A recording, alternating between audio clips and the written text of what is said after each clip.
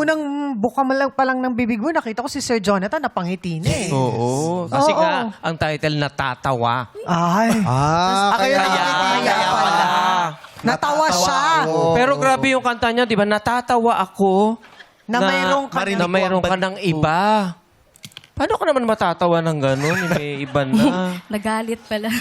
Di ba gusto mo explain kung bakit gano'n yung lyrics? Ano kasi yun, parang galit. Galit. Natatawa sa galit. Oo, natatawa sa galit. Parang Yung sarcastic. pinalitan. Ganon. Paano pa yung natatawa sa galit? Ganon? Pangit to acting.